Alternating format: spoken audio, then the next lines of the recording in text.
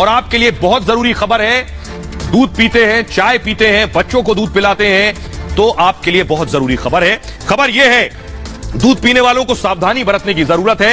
ये आप देख रहे हैं, गायों में पिछले दिनों ये जो बीमारी आई है उसकी स्किन पर गाय के आप देख रहे हैं, ये जो चकत्ते पड़े हैं, ये निशान पड़े हैं, ये बहुत डेंजरस है। गाय का आप दूध पीते हैं और ये जो गायों में बीमारी हो रही है, क्या ये बीमारी दूध में तो नहीं आ रही? अगली तस्वीर दिखाइए। आप जो दूध पीते हैं, ये दूध गाय का भी होता है, भैंस का भी होता है, जो डेयरी तक दूध जाता है, ये गाय और भैंस दोनों का होता है। तो सवाल ये है कि इस दूध में तो कहीं वायरस का संक्रमण नहीं है? जरा रिपोर्ट देखिए, उसके बाद आपको बताते हैं कि ऐसा है या नहीं।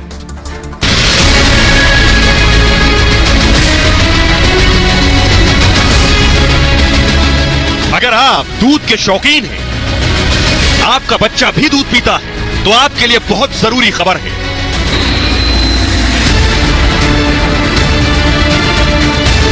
गाय के शरीर पर यह स्किन की बीमारी हो रही है, इसे लंपी वायरस कहते हैं। देखने में यह भयावह दिख रही है और हजारों गायों की जान ले चुकी है। लेकिन सवाल यह, रोज खरीदने वाले दूध में भी यह लंपी वायरस तो नहीं है? जो दूध आप पी रहे हैं उसमें यह गाय के वायरस का संक्रमण तो नहीं आ रहा?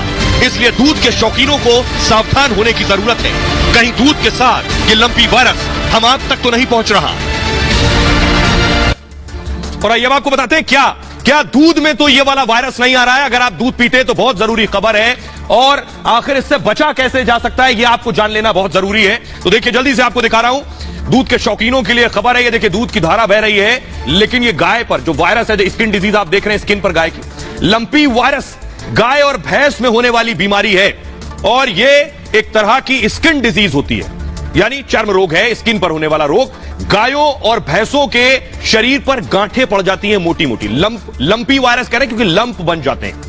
इन गांठों में कुछ समय बाद पस पड़ जाता है गायों के। और गाय भैंस का दूध हर कोई इस्तेमाल करता है, सभी पीते हैं, चाहे वो चाय में पी रहे हो या दूध पी रहे हो या फिर डेयरी प्रोडक्ट ले रहे हो। सवाल है, क्या दूध में भी यह संक्रमण हो रहा है वायरस का या नहीं हो रहा है? काफी लोग कच्चा दूध पीते हैं, सबसे खतरनाक है, सावधान रहने की जरूरत है। जो लोग कच्चा दूध पीते हैं, कच्चा दूध अगर पीते हैं, ऐसे दूध में वायरस की संभावना होती है। और दूध गर्म होने पर बैक्टीरिया खत्म हो जाता है, संभव है ये वायरस भी खत्म हो जाए। एक्सपर्ट्स कहते हैं कि दूध को गर्म करना बहुत जरूरी है। 100 डिग्री सेंटीग्रेड पर दूध गर्म होना चाहिए। दूध में उबाल आए, एक बार नहीं 2 से 3 बार उबाल आए, करीब 15 मिनट हल्की आंच पर, उसके बाद उसको खौलने दीजिए। ऐसा करने से वायरस खत्म हो जाते हैं, ये जानकार और डॉक्टर कह रहे हैं। दूध निकालते समय खास ख्याल रखना बहुत जरूरी है।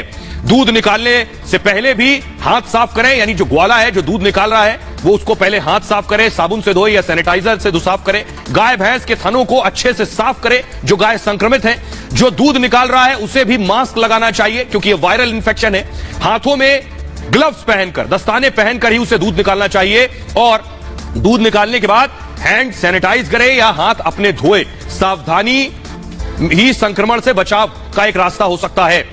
यह है एक तरीका। आइए हमारे साथ डॉक्टर स्वाति जुड़ रही हैं। यह बहुत बड़ी खबर है क्योंकि हम सभी दूध पीते हैं, इस्तेमाल करते हैं। डॉक्टर स्वाति महेश्वरी जुड़ रही है। डॉक्टर जरा जल्दी से बताइए, क्या यह वायरस दूध में आ सकता है या नहीं? दूध कैसे इस्तेमाल करें और कैसे बचें? जितने भी शोध कार्य हैं उनसे ये बात सामने आई है कि जो लंपी वायरस से ग्रसित गाय होती है, उसका जो दूध होता है वो मनुष्यों के लिए सेफ माना गया। यानी कि ये जो बीमारी है ये दूध से मनुष्यों में नहीं आती है।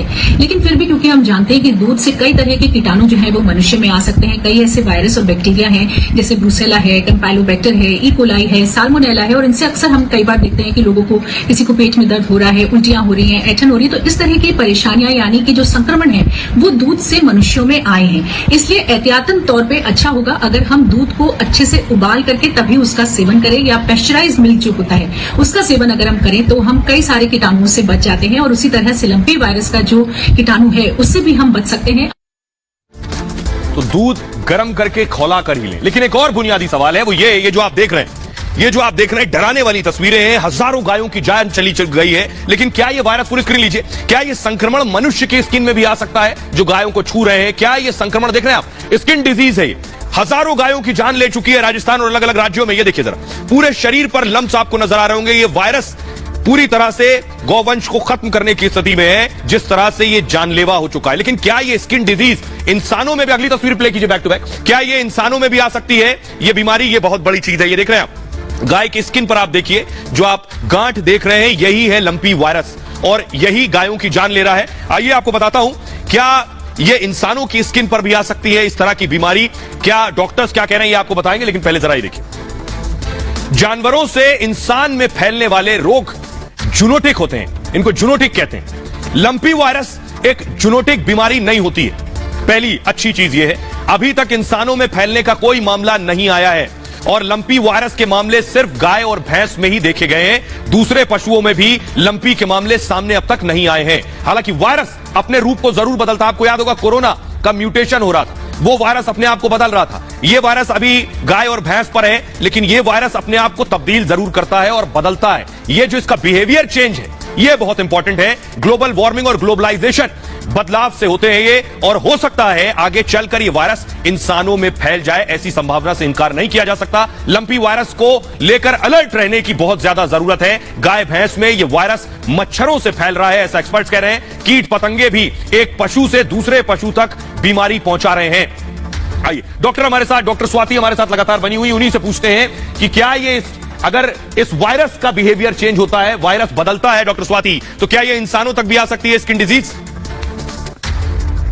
एक मामला भी मनुष्यों में दर्ज नहीं हुआ है, यानी कि मनुष्य में ये बीमारी अभी तक नहीं देखी गई है। लेकिन फिर भी खास तौर से ऐसे लोग जो कि इनकी देखरेख करते हैं जानवरों की, उनको खास तौर से ध्यान रखने की जरूरत है, क्योंकि जो हम देखते भी हैं कि एक गाय से दूसरे गाय में जो इसका संक्रमण फैलता है उसका तरीका या तो गाय की जो आंखों से या नाक से द्रव निकल रहा है, या जो उसके मुंह से थूक निकलता है उसके द्वारा, या जो शरीर पर उसके छोटे छोटे जो मुहासे हो जाते हैं उनसे जो द्रव निकलता है, इनसे ज्यादातर दूसरी गायों को यह संक्रमण फैलता है। ऐसे में जो लोग इनका रखरखाव कर रहे हैं उनके लिए बहुत जरूरी है कि वो अपने हाथों को लगातार धोते रहें। जब भी इनका काम करके हटे तो कहीं भी अपने हाथ, नाक या मुंह पर ये हाथ नहीं लगाएं। उससे पहले इन हाथों को अच्छे से साबुन और पानी से धोएं। साथ में मास्क का प्रयोग भी कर सकते हैं जब आप इन जानवरों के पास हैं। तो कुछ ऐसे एहतियात